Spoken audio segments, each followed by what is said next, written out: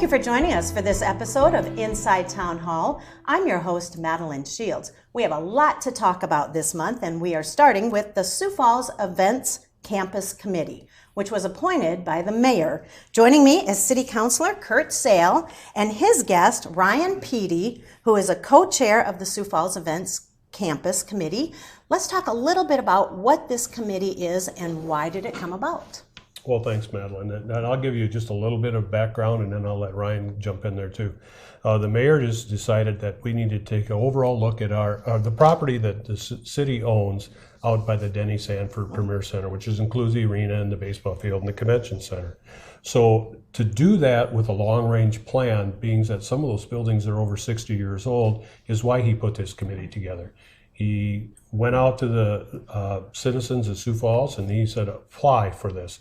And we had hundreds of applicants for that, and he picked a dozen of them. And Ryan was lucky enough to be one of those people. He eventually became co-chair of that. And it was those 12 people, along with me, that held monthly meetings for 6 months and got a lot of public input about what we should do and how we should take care of the city-owned properties out at that place. Okay. So I'll turn it a little bit over to Ryan. Sure. Ryan, tell us first off, why did you decide to apply for this committee? What is your interest in this?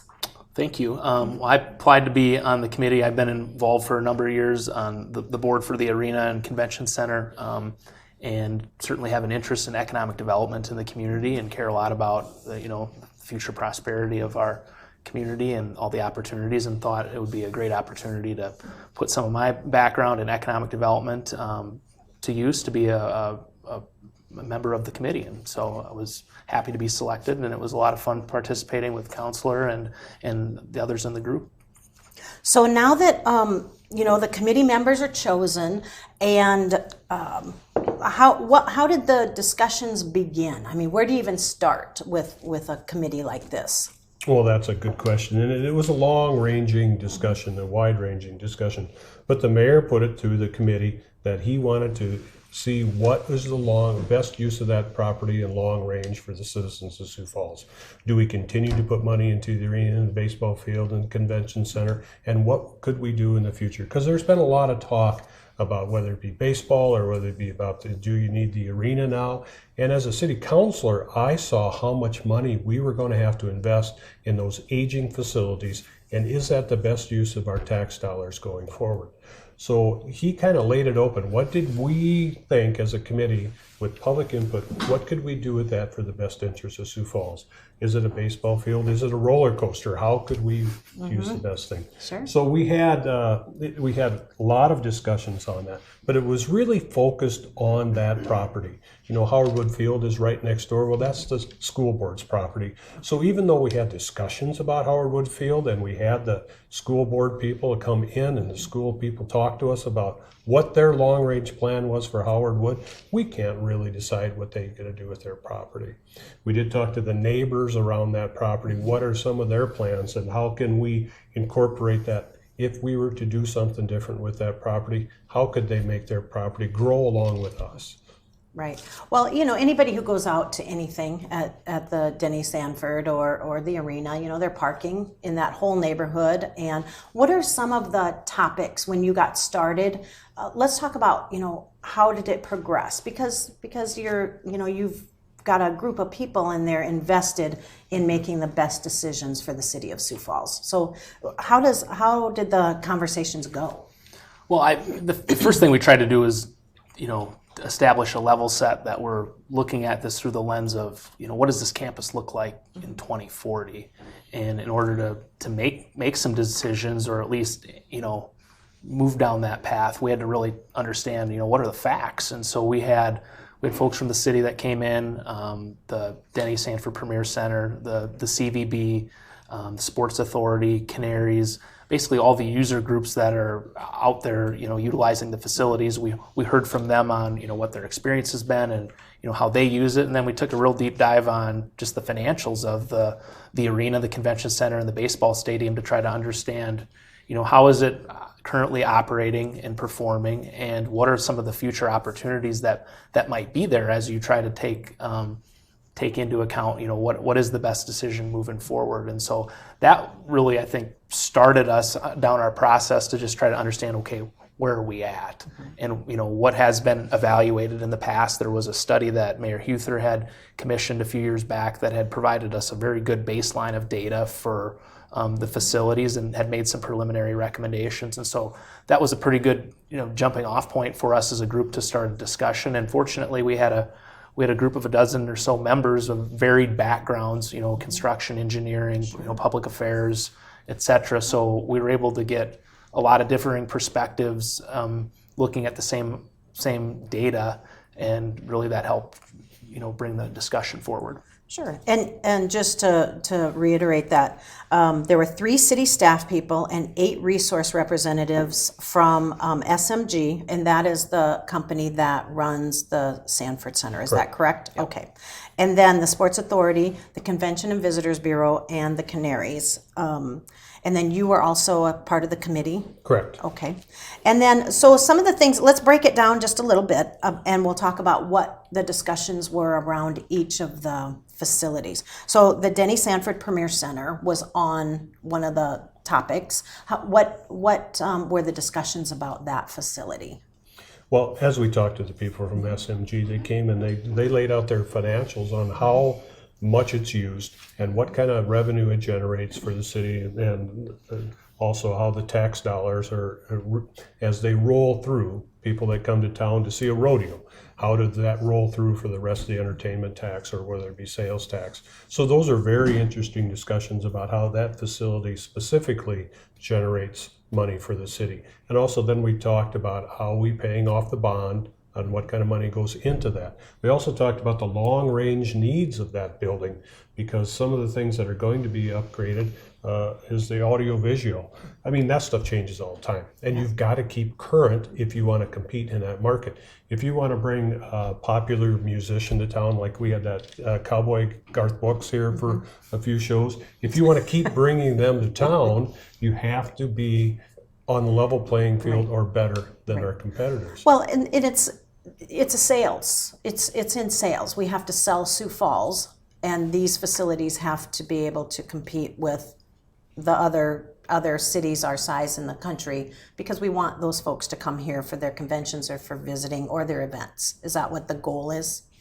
Correct. And then we also talked about, okay, when the Denny Sanford was built, 115 was kind of the level that was sold, and that's what they bonded for, and that's what it went forward.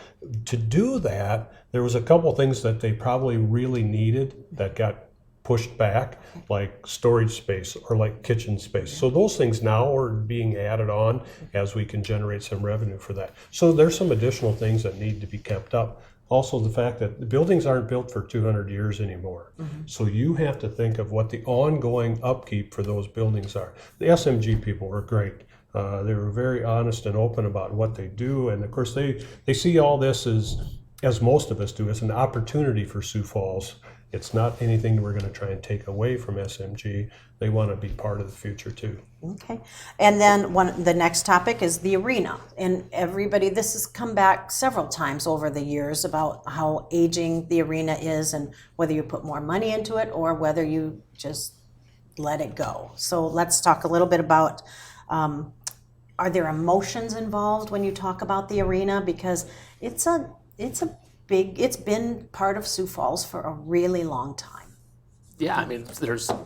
I think when we were talking to folks and we had SMG come in, I mean, there's certainly a significant nostalgia factor with the arena. I mean, it's built in the early '60s, and so undoubtedly a lot of people remember a state championship basketball game or their first NBA basketball game there, or watching the Shrine Circus, and so there's certainly a lot of that. But at the end of the day, you have to strip that away and say, well, how is the facility performing today? And in terms of operations and maintenance and programming, and what does the future look, 2 years out, 3 years out, and beyond? Because certainly having the Denny Sanford Premier Center has changed the dynamic in terms of programming out there. I mean, clearly that facility is top notch, and we've seen that with the type of concerts that we've had come through the community, and then also just the sporting events, between the hockey and some of the NCAA basketball stuff, or NCAA events, I should say. And so over time, the desire for people to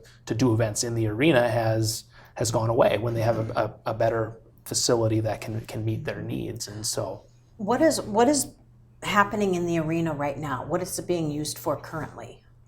Well, it's used as auxiliary convention space for like the Sportsman's Show. I mean, that's one of the things that it's being used for. The main occupant of that has a lease right now is the Shrine Circus. Augustana basketball is moving out to the Pentagon, and there is some high school basketball that's being played there today, whether it be state tournaments or not. And we've worked with those organizations to see, if this facility was not here, how does that affect you? And we ask that of all of the users. If this was not here, how would it affect your long-term, whether it be baseball, whether it be soccer, whether it be high school sports? How is this going to affect you long-term if this building is here as it is today, if we spend a lot of money on the upgrade, or if we were to demolish it and do something different? So right now the arena has peaked, in our opinion, and I really think it's peaked in its utilization and has really come back to the place where it's really questionable whether it's needed today. Okay, let's move on to the convention center. What were the discussions, pros and cons of how it is used today?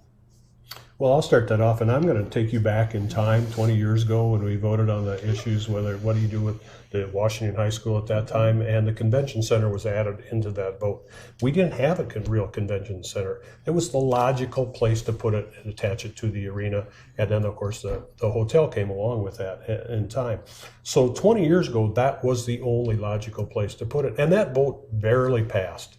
I was on the wrong side of that vote. I didn't see the need for it.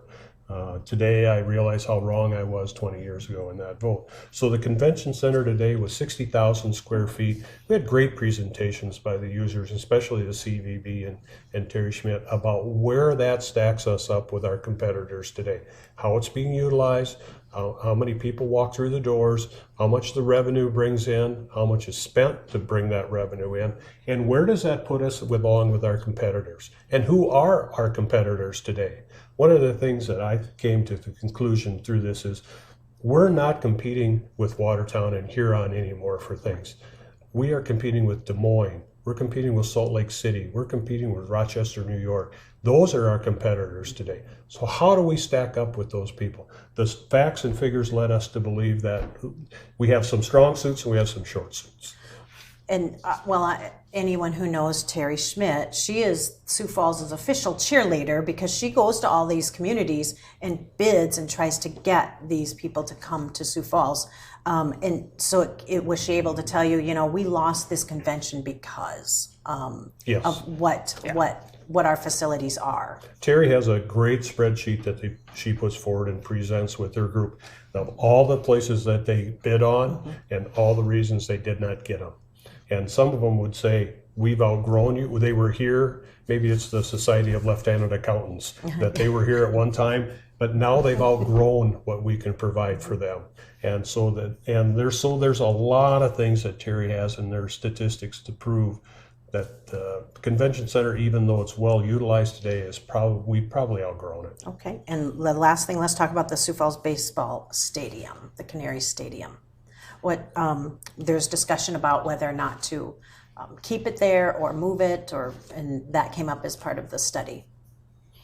Correct, and we had again looked through a lot of data on that facility. It's another facility that was built in the early '60s, and really a lot's changed over the years in terms of baseball, but really I think when you take a look at it, there's really been some significant investments that have had to be made out there, and it's there. I don't know if we're getting into more of the detail later on, but the operating costs and some of the investments that need to be made in that stadium are pretty significant. And so outside of the Canaries and some college baseball and maybe an event here or there, really you got pretty limited programming, and so certainly some challenges. Okay.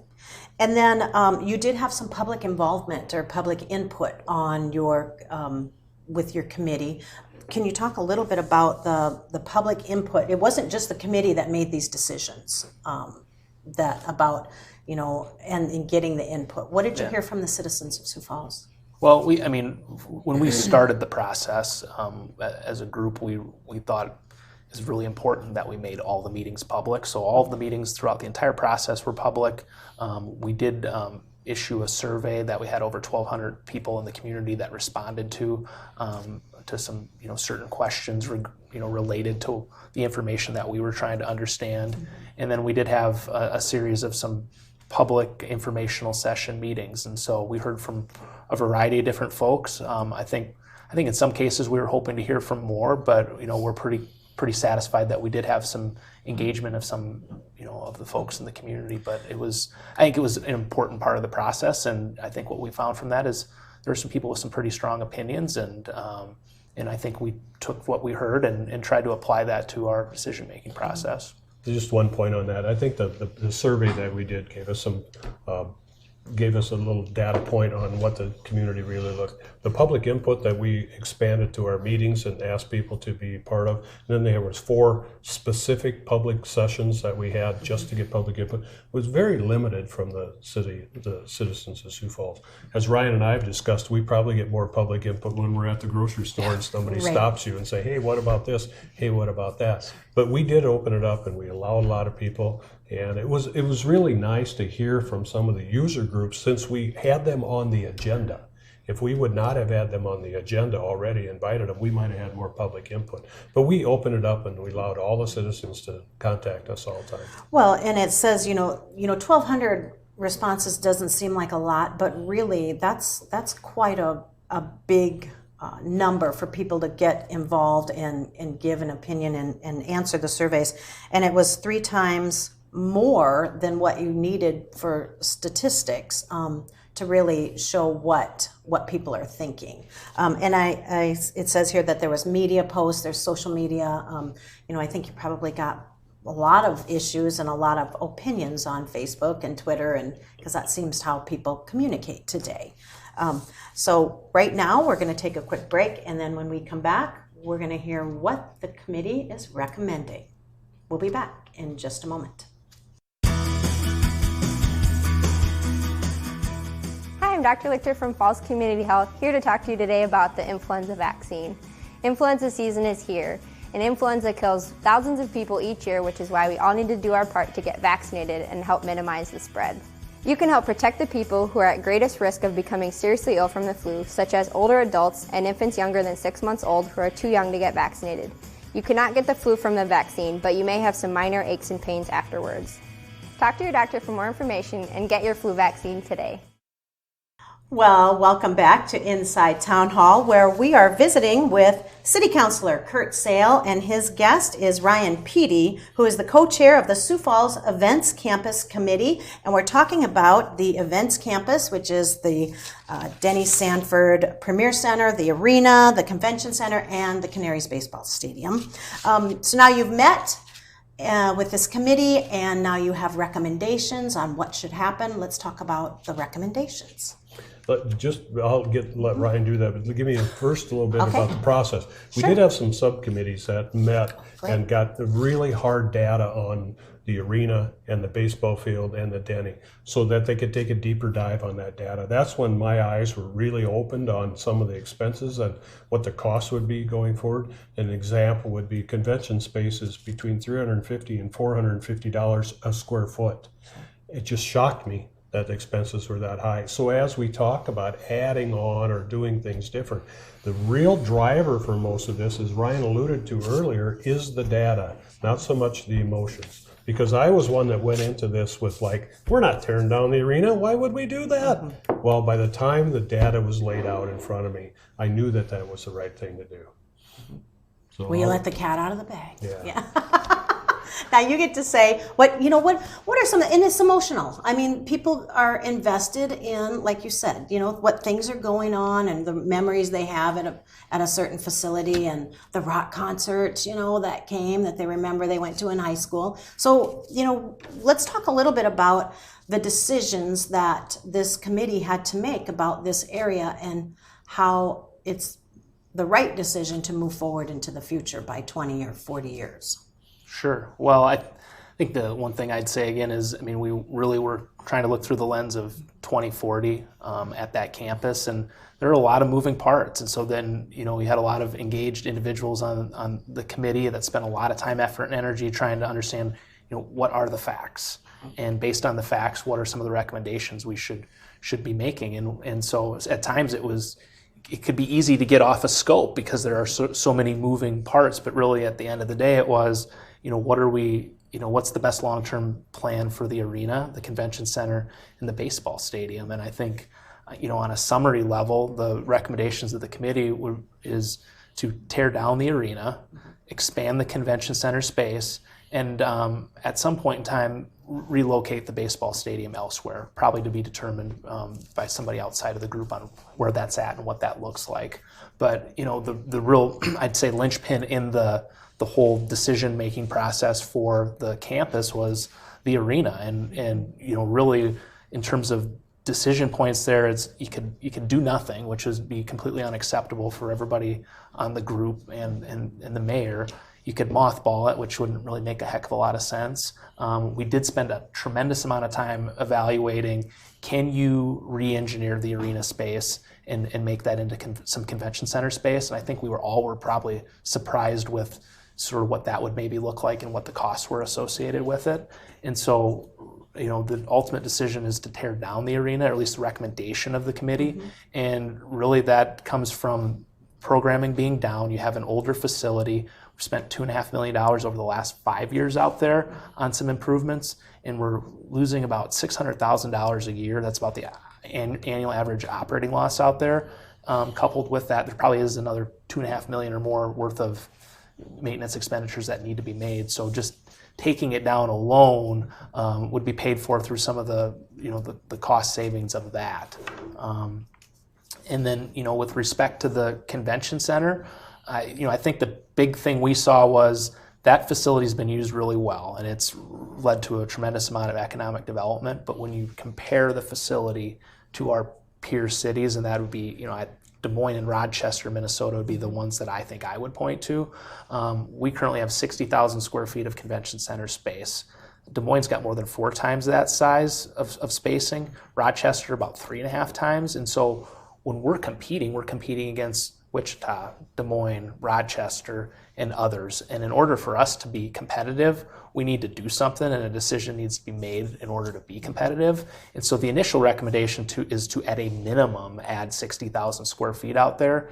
And I think we have to keep in mind that even adding that kind of square footage, we're still not even close to the middle of the pack in terms of where our competitive peer markets are at. So I think we'll have to take a look at, or someone will have to take a look at, what ultimately does make sense. But if Terry Ellis Schmidt's out there marketing the convention center today, it's for an event that's 3 years out in the future. And so, time is pretty important in terms of making, some, firm decisions on what we're going to do there so that we're not turning away future business. And then as you kind of couple everything together, long-term, the baseball stadium, we recommended that needs to be located elsewhere. And so I think overall there'll need to be some master planning that needs to be done on how do you capture additional economic development opportunities, how do you maximize parking, and how do you look at additional potential hotel property options out there or economic development opportunities that can fully support some of the opportunities that could be out there, whether it's NCAA tournaments or future conventions, etc. I'm sure Kurt would have even better color than me on other things we came up with there. Well, if you put that much more convention space, people don't want to travel all around town and stay down on Louise when they have to be at the convention there. So is that something that you would, as a city representative, would look at on how to develop that area even further if this is expanded? One of the things as a city councilor and as part of this committee, we did try and explore what other properties around there would benefit by us doing different things with that. Certainly 60,000 additional square feet gives us 120 at the same location. And as Terry would point out to you, people don't want to be bused back and forth for different meetings. If the Society of Left-Handed Accountants comes to town, they want to be in the same building. They also want to be able to walk from their hotel to the convention center, which shows us, as our recommendation, we need to find a partner to go ahead and put another hotel located on that campus, or very close so people can walk to it. And as part of the Sports Authority, we know that that's what the NCAA is looking at too for us. as we try and attract bigger and more juicy tournaments to town, that's what they want. And that's what we're lacking right now. It's not the Denny Sanford Center. That's a beautiful facility. And certainly you see with the Summit League tournaments how we can fill it up and make it exciting. So along with that, those are part of the things that were going on. And one of the things the committee didn't really feel comfortable with is just saying, just tear down the Canaries Stadium because we don't want to have anything to do with baseball. That's not what we're after. Everybody wants baseball to be here, but we really think it might be best utilized to be some sort of public-private partnership or we're encouraging other people to look at that option too. Not that the city totally wants to get out of it, but for that campus, we don't see baseball being the long-term viability there. And I'll ask this question to both of you, but is it a mentality that if you build it, they will come? Is this what Terry Schmidt says is a possibility? I think it's a probability. If you build it, we'll be able to fill it. Now, 20 years ago when we built the convention center, it was probably a little bit more unknown as it is today. But today, Terry has the statistics to show, here's how many convention centers that we're missing because we don't have the size. We don't even get the bid on them today. And certainly when you talk things like, like Pheasant Fest that comes to town. We're the smallest community that ever had Pheasant Fest, and we blew the numbers off the door. They're coming back. So those are the kind of wins that I think we can show other conventions, and certainly can show the public that this is what we're going for in the future. Okay. And so now where does it go from here? Now, you've done your job, right? Are you finished with it? Oh, no. I think so. You're not? Yes? No? Well, part of the thing that Ryan knows this too, he's presented it to the mayor. They had a press release to do that. But now they're going to present it to city council, and we're going to try and continue to sell it to the people out in Sioux Falls to say, here's what we've come up with. Now we've got to do something. Let's get the decisions made, and hopefully Ryan and the whole team can be out there saying we're going to go forward with it. And this is not the last word we're going to hear about this. We're going to be hearing a lot more about what the recommendations are and how the city and the mayor will move forward on this campus. All right. Well, thank you very much for joining us for Inside Town Hall. I appreciate you both being here today. That's our time for Inside Town Hall. If you want to find the full report, and if you have any other questions or concerns, log on to siouxfalls.org. Thanks for watching.